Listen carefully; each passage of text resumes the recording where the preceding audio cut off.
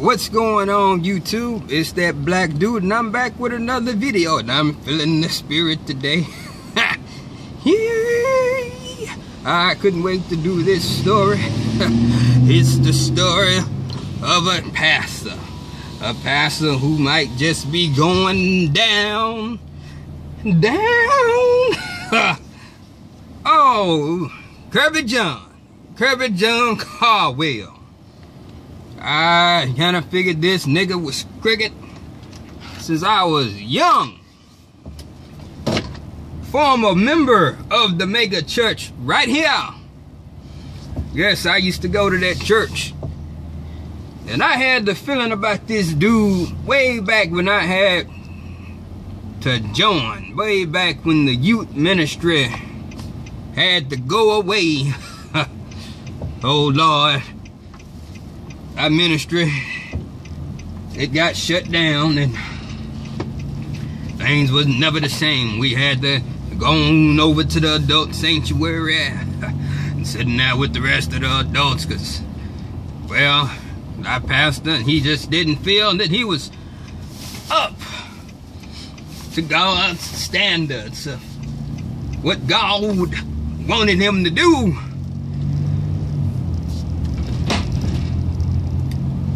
So, Kirbyjon Caldwell has been indicted. Oh Lord, that's a Lord after all. Our God is awesome God. Let me tell you.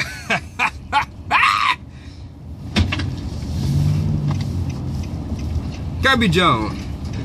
I was first introduced to Kirbyjon way back, like I said, when our youth ministry shut down. And our pastor at the time, like I said, he didn't feel like he was doing that great of a job with us doing the Lord's work. We wasn't in there praising the Lord like we were supposed to, you know. We wasn't standing and clapping our hands, and we didn't seem excited. And so he felt that it might be better if he stepped down as our pastor. But the last thing that he did, the last sermon that we had was a sermon on false prophets. And when he talked about false prophets, he talked about people who would lead you down to the path of wrongness while thinking, people who would lead you down the wrong path while thinking you are going down the right path.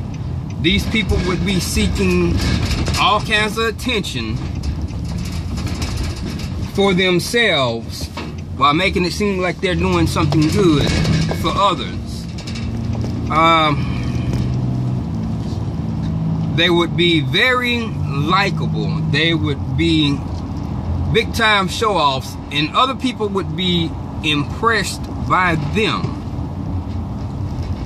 And so the first day that I went to the main sanctuary, Kirbyjon was in there preaching.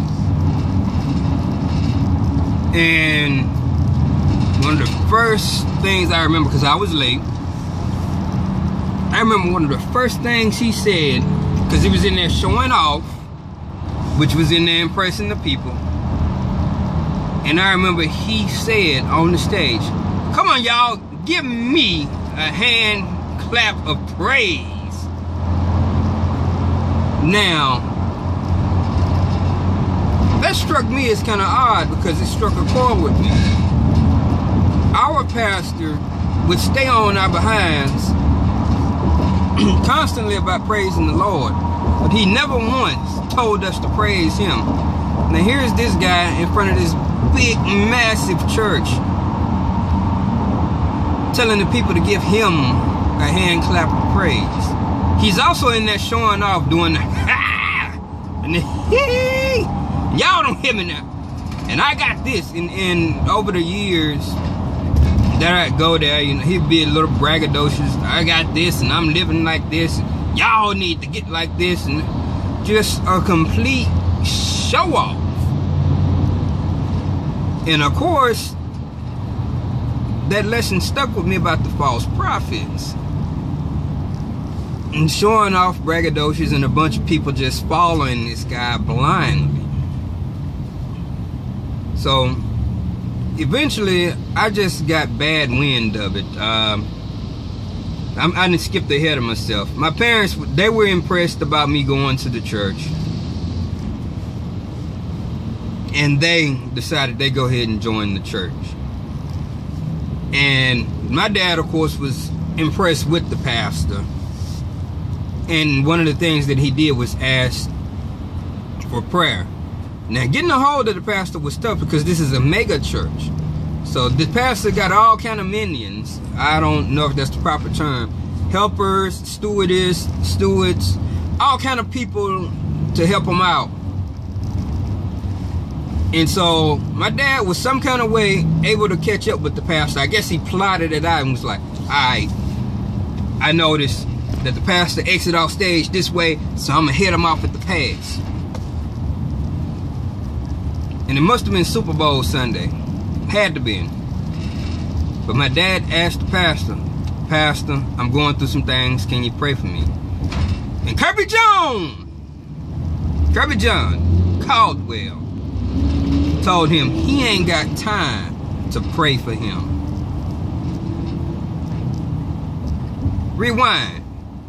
Kirbyjon, pastor, the head of the flock, who's supposed to be helping to guide all these people onto the right path,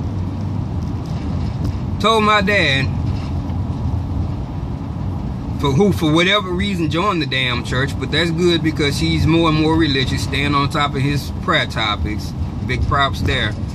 But he told my old man he ain't got time to do it because he trying to go home and watch the game, and to go and ask one of his minions or whoever they are to pray for him.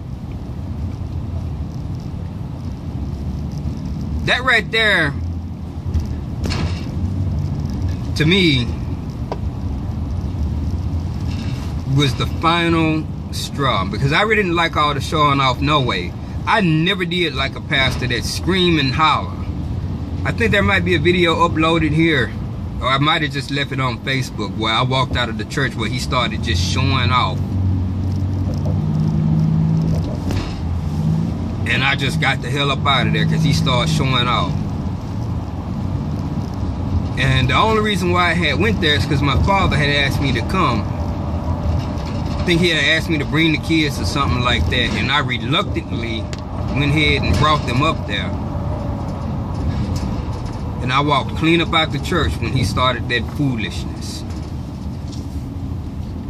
So he set off all the things, all of the signs that this man was a false prophet. Then you add to the whole attention thing with the showing off politics. He got into that. All on TV discussing politics. Now, I didn't know nothing about politics and this, that, and the other back then. But he's all on TV with Bush, you know, for attention. Like, hold up. This is church. This ain't no political arena. He was supposedly Obama's spiritual advisor. And they would send prayer topics home, and I would get pissed off when my dad would be going through the prayer topics, and they'd be like, pray for the president and his wife. Fuck them. Fuck Obama and his punk ass manly looking wife. I said it. Yeah, they would literally send home political prayers talking about the state of America. Hold up, you're interjecting politics in the church? You're supposed to be talking about Christ, homeboy, and getting saved and the Lord and all of this, and you're interjecting politics into it, and you got your name in the political arena? Okay, that's something else that's bad, that don't quite seem right to me. What else didn't quite seem right to me is the fact that churches are supposed to be ran on tithes and offerings, not run like a freaking business. Which is why I don't go to Joel Osteen's church either. That's why I stay away from mega churches, because they ran like businesses. Here we go, a church that's supposed to be run by tithes and offerings, okay? I understand you got staff. And biblically speaking, the staff is supposed to get a little bit and the pastor's supposed to get a little bit. They got this church here with apparently the tithes and offerings and whatever other schemes they come up with. Got businesses, neighborhoods, and his money laundering scheme or whatever else he doing. Don't quite seem right to me. That the church got a neighborhood? Okay, so who's financing this stuff? Who's paying for it? Where's the money coming from to build this neighborhood? Where's the money coming from to build this gym? Where's the money coming from to build this old folks home? Because it's not like they built it and said, all right, now this is from the Lord's work now. Y'all members can just move on in here. Because y'all part of the Lord. We building the kingdom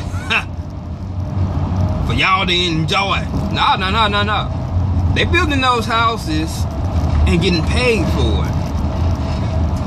This is more of a business now. This ain't just United Methodist Church, Windsor Village. This is a full-blown business. Where's the money coming from to build that? Our tithes and offerings? Our tithes and offerings are supposed to build a church, a place of worship.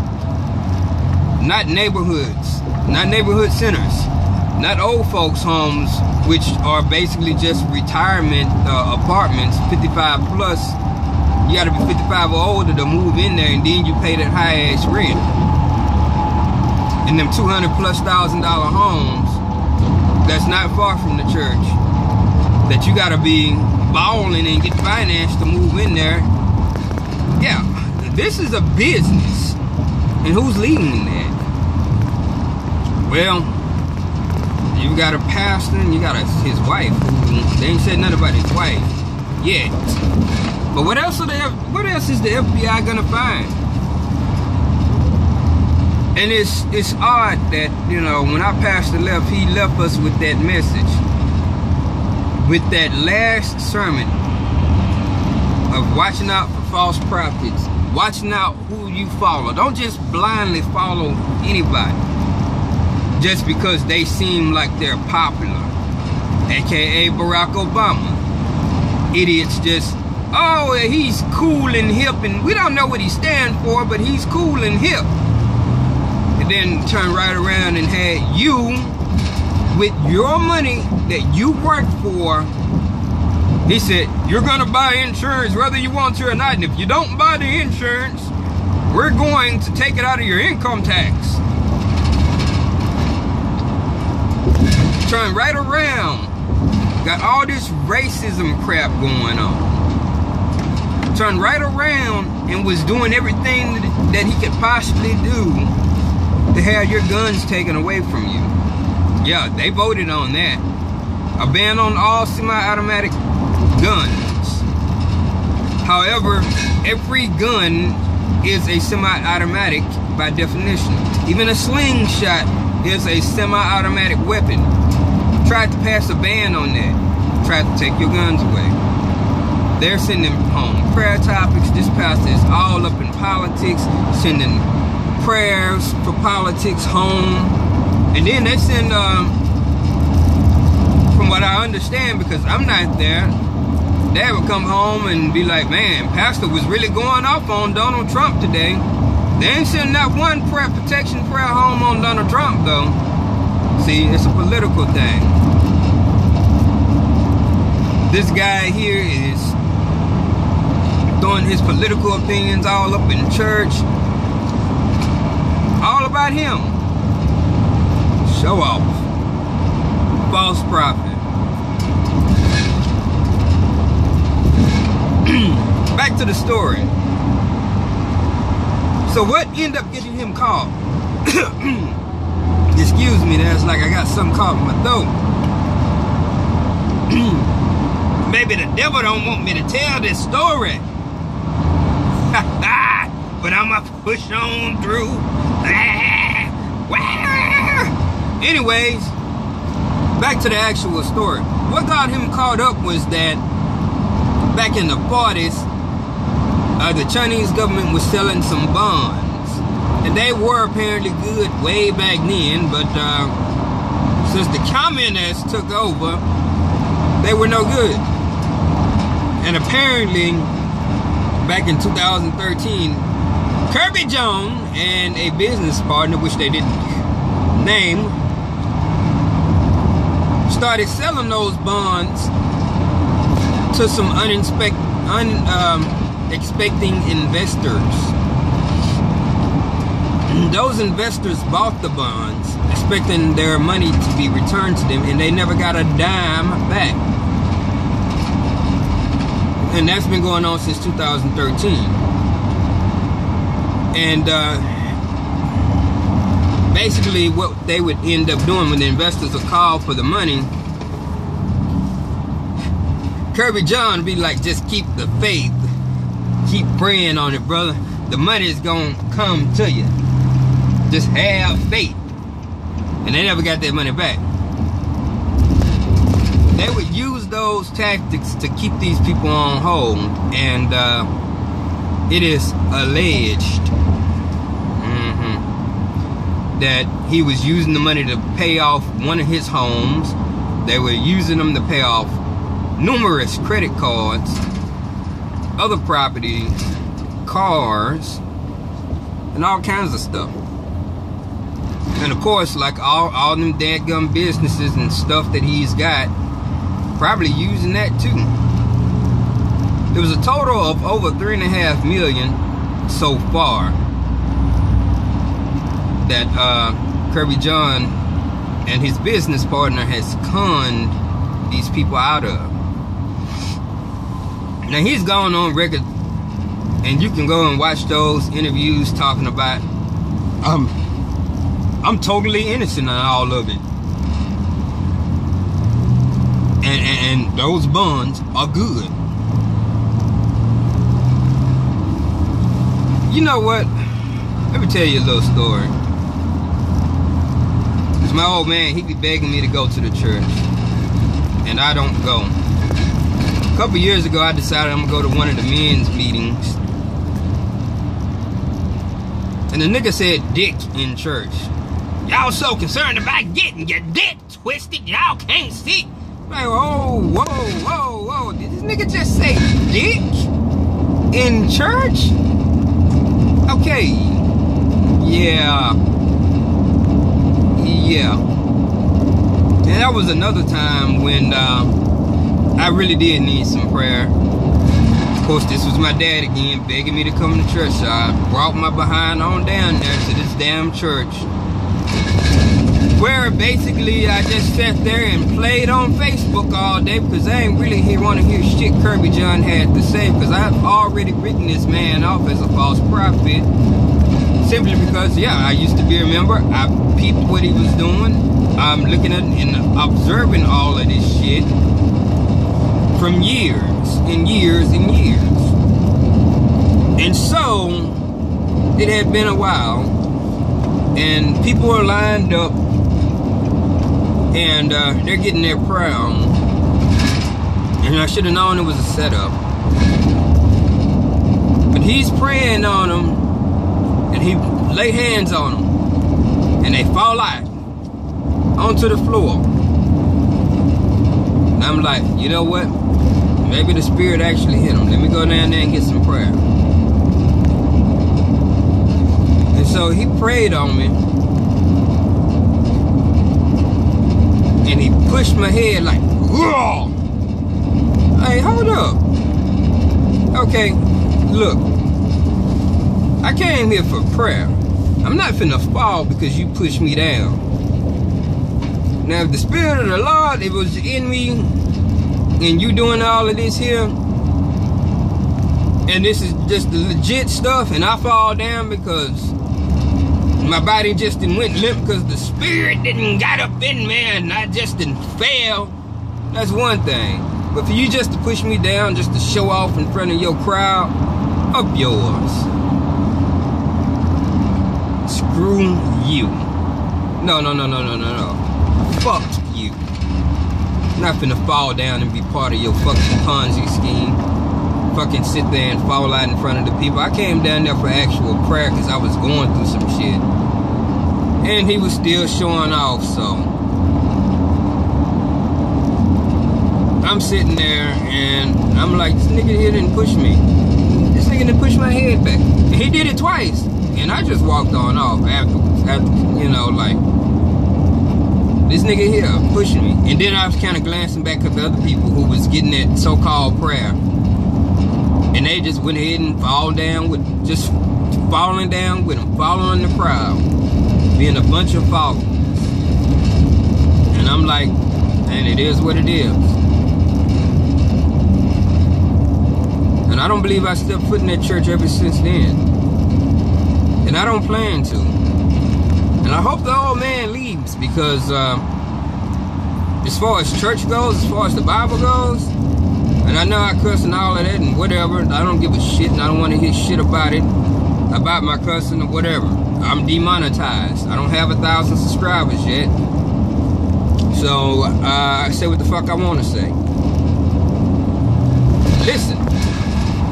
The Bible straight up tells you that it's going to be the small churches that's going to be saved. The reason why is because that pastor has a responsibility to teach you and to help you grow spiritually. Now you as a person, it's also your responsibility to be for real and legit about your spirituality and to growing with the Lord, but it's also the pastor's responsibility to teach you. If you're the pastor and you're the head pastor, you cannot teach a flock of 15,000 people all by yourself. You can't do it.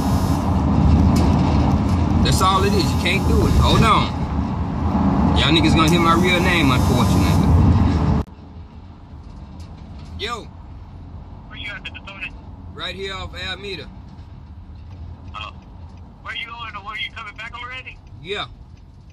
Hey, what happened with that GPAP, sir? That lady is over there complaining, saying that nobody called her before you went over there. I called a number that was on the paperwork, and they spoke Spanish. I tried to tell them I was gonna come, and whenever I came over there, I knocked on the door of the address that was on the paperwork. Nobody answered the door, so I wrote a note with the time on it that I was there. Oh, okay. I was just making sure, because she's over here. They called saying that we need to go back. I'm like, nah, we're going all back. Nah, hey, what was wrong with that lady, with that lady's bed for that VA? Just take a guess. Just guess. Huh? Just take a guess. It was easy. It was unplugged. Yep. No way. Yeah, but it wasn't really a blank trip because they needed rails on the foot, so I put the rails on the foot for them. I bet you that lady felt like that. She was calling and calling and calling. Yeah, she felt bad too. She was like, oh my God, I'm so sorry. But yeah, man, they needed foot rails anyway, so I put them rails on the bed for them. Okay, sir. All right. So you're on your way back already over here? Yeah, I'll be back there in about 3 minutes. Okay. All right, sir. Bye. All right, bye. Y'all Negroes got lucky and heard my real name on video, didn't you? I done forgot where I left off. Anyways, YouTube, yeah, man, a lot of stuff went down at that church. It's why I left. It's the small churches that'll be saved, which is what the Bible says anyway. You can't teach a flock as a pastor of like 15, 20,000 people. However many people are there, I don't know. It's a big ass church, you know, with the new sanctuary and all of that and all these businesses. You just can't do it. And yes, you can have helpers, but you as the pastor, you have that responsibility. You're supposed to have an intimate relationship with your pastor, which is what I had when I was at my church. Which is why I didn't mind driving from one side of town to the other. And not only that, you know, with my pastor, Stuart B. Mitchell, and I don't mind calling him by name, but I'm not going to call the other pastor by name who gave us that lesson. You know, But if he ever watched this, love you, man. You were one heck of an influence. He's the one who baptized me as well. You just can't save that many people. But my pastor, when he would preach, he would actually go into the Bible and he wouldn't let you or us like stick to them old sayings and stuff that wasn't true. Wouldn't preach nothing that wasn't true. Like, let's just say a person dies and you go to the funeral. So and so died and we know he's in a better place. He's in heaven right now. Our pastor wouldn't play that. Our pastor would be deep in the Bible and be like, the Bible don't say nothing about us dying and going right to heaven. The pastor said there's only a couple in heaven right now. There's Jesus, I think Abraham, and God. I think them like the only three, and the angels too. But basically what happens is that we'll die and we pretty much just lay there in a state of rest. And not only that, you know, he didn't play that about, yeah, we know they're going to heaven and we know they're in a better place. No, we don't. Only God knows. You know, that's what I would like about our pastor. The members knew each other, fellowship with each other, and were intimate. Now, with the man's group over here at Nsfw Village, that's only a small portion of the church. Okay, so what happens if all of them are fellowshipping together, the men's group, and then they might have the women's group, and it's just a small portion? What happens to the rest of all of those thousands of members? What happens to them? Oh boy, got him a GTO. I guess he done got tired of the Trans Am. But yeah, what happens to the rest of the members? They're kind of stuck out. So you preach and you take their money, but you only have a fellowship with a certain amount of group, and you're supposed to be fellowshipping with the entire church and not even separating. So I'm hoping they do find them a smaller church where they can have an intimate relationship with the members and the pastor. Because the Bible does say it's going to be the smaller churches that are saved, that are pulled up. Not these big mega church businesses. This man right here, it was been clear to me, and this was like early 2000s when I was a member. And I saw that with my own eyes. Early 2000s when I saw this man was a false prophet. So you people, keep your eyes open, keep your ears open, keep your hearts open. And don't just go out and follow anybody just because they popular. Saw a sign on Facebook, a meme said, don't just let everybody lay hands on you. Because everybody ain't praying for you. Some of them praying against you. So keep those thoughts with you while you're out there today. I'm for one glad he got caught. And I hope he go to prison for taking these people money. And I hope they find the rest of whatever he been doing. Because your gut instinct is hardly ever wrong. And I've been having these feelings about this man all these years. Kirbyjon.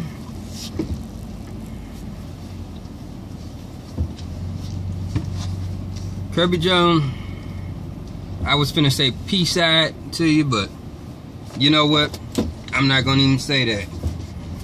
You know, you did what you did. I doubt if you ever watched this anyway. I'm just a small fry former ex-member. But if I can offer any advice to you, Kirbyjon, if I can offer you any advice at all, only thing I can say to you, man, is don't drop the soap.